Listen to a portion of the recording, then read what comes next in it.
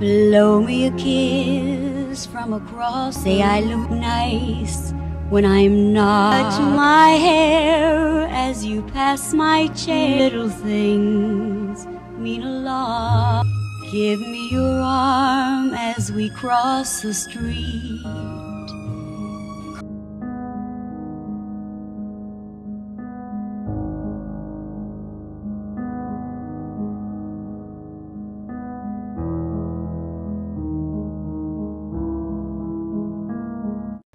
Kamusta po? Maligayang panonood sa aking channel at ito ang episode 7 ng ating serye ng World Grave Tour sa Amerika.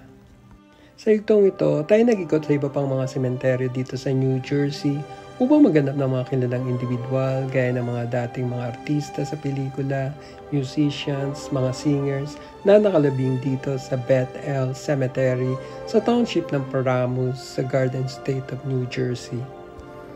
Ang Beth-El Cemetery ay tinatag noong 1948 na matatagpuan sa township ng Paramus sa New Jersey. Ito ay may 32 kilometro mula Times Square sa Manhattan, New York at 45 kilometro mula Newark Liberty Airport sa New Jersey. Halika't sumama kayo upang muli nating sariwain, pagdiwang ang buhay at bisitahin ang uling hantungan ng tatlong kilalang mga individual na nakilala bilang co-founder ng isang sikat na cosmetics company, isang singer noong 1930s hanggang 1960s, at isang aktor sa teatro at pelikula. Matatagpuan sa bukana ng bahagi ng Beth-El Cemetery ay ang uling hantungan ni Estee Lauder. Si Josephine Esther Mentzer o nakilala bilang Estee Lauder ay sinilang sa New York City noong unang araw ng Hulyo taong 1908. Ang ama ni Lauder ay isang Czech Jewish at ang kanyang ina ay Hungarian Jewish na nag-migrate sa New York noong huling bahagi ng 19th century. Si Lauder ay isang Amerikanong businesswoman na higit na nakilala sa kanyang cosmetics at perfume products na hango sa kanyang pangalan. Nagsimula si Lauder bilang staff sa negosyo ng kanyang uncle na si Dr. John Schultz sa Newell Laboratories para magtinda ng mga beauty products nito kabilang ang mga creams, lotion at mga pabango. Si Lauder ay nagkaroon ng interes sa paggawa ng mga beauty products ng kanyang uncle at kalaunan ay naglabas ito ng sarili niyang mga produkto. Taong 1930 nang kinasal si Lauder kay Joseph at sila ay may dalawang mga anak na si Leonard at Ronald. Taong 1946 nang itinatag ng mag-asawang kumpanyang Estee Lauder na nagsimulang gumawa at magbenta ng mga beauty products. Sa kasalukuyan, ang Estee Lauder ay may total annual revenues o taunang benta na $18 billion na pinamamahalaan ng kanyang apo kay Leonard na si William.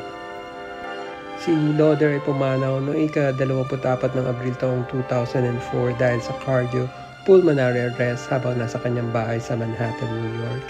Siya ay 75 taong gulang.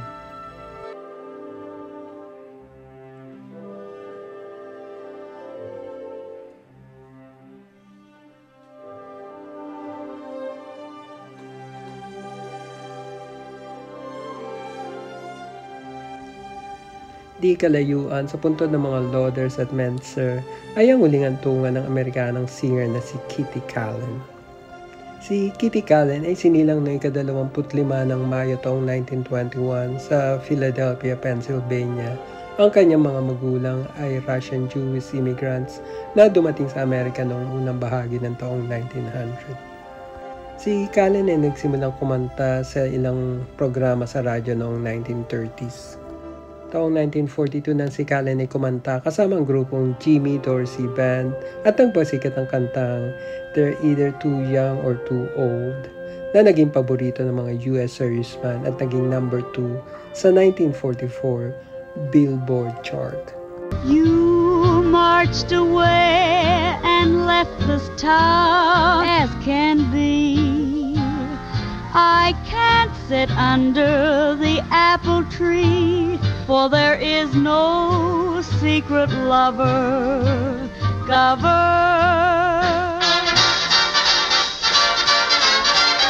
At sa taong 1949 sa kantang Kiss Me Sweet.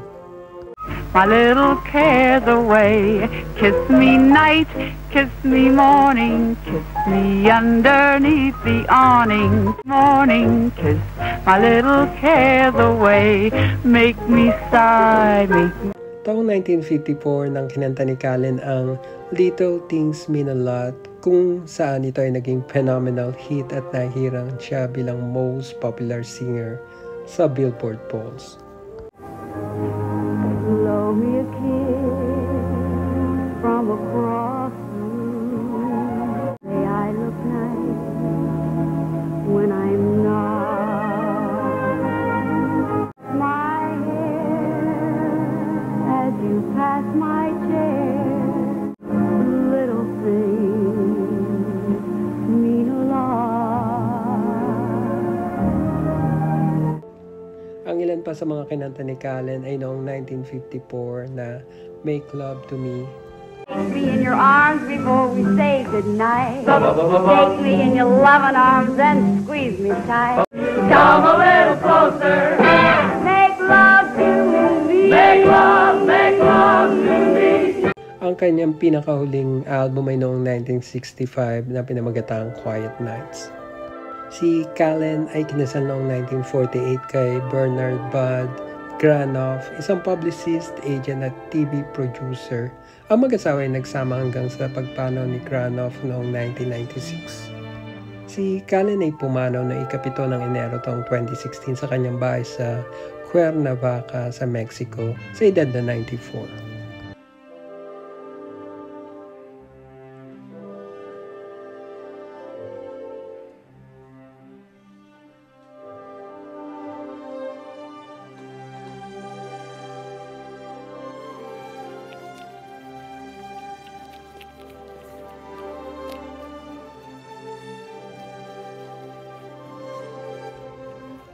Sa hindi kalayuan sa bandang ibaba ng Bethel Cemetery ay ang huling hantungan ng isang aktor sa teatro at pelikula na si Lou Jacobi.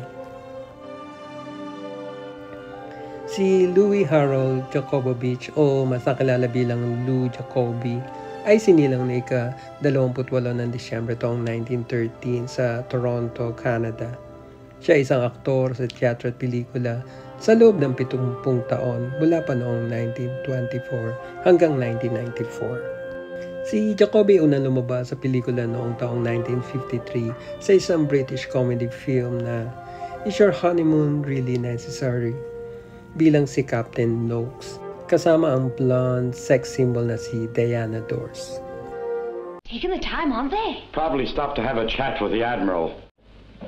You don't suppose nothing could have happened to them? You and the commander would like to go straight to your room. Oh, there's no hurry, but we would like to see the flat if it's all right. I'll help you. Thank you very much, Captain. And I'll be saying good night, and I'll do anything at all, Commander. Yes, thank you. Good night, Captain.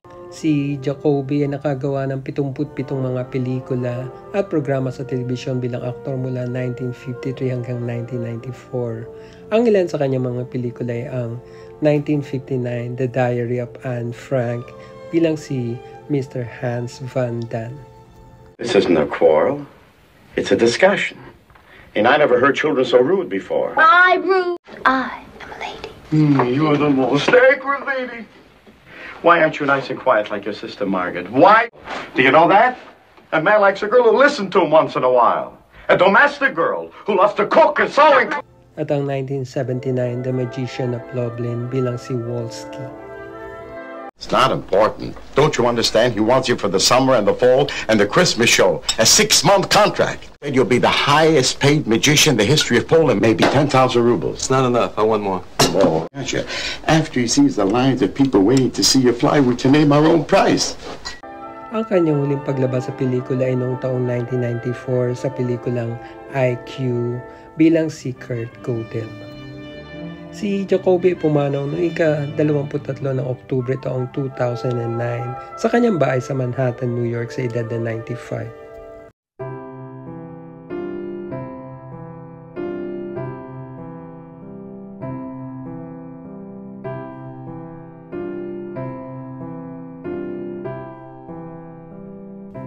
Sa mga susunod na ito, pagpapatuloy natin ang pagbisita sa huling hantungan ng iba pang mga kilalang individual dito sa Amerika at sa Canada.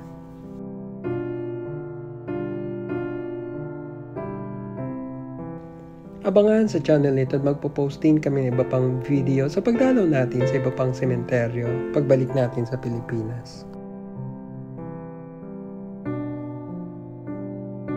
Salamat sa panonood. Maaari lamang na mag-subscribe kung gusto niyo ang channel nito at magkita-kita tayo sa ating susunod pang mga pagbisita sa mga namayapang sikat at iba pang personalidad worldwide.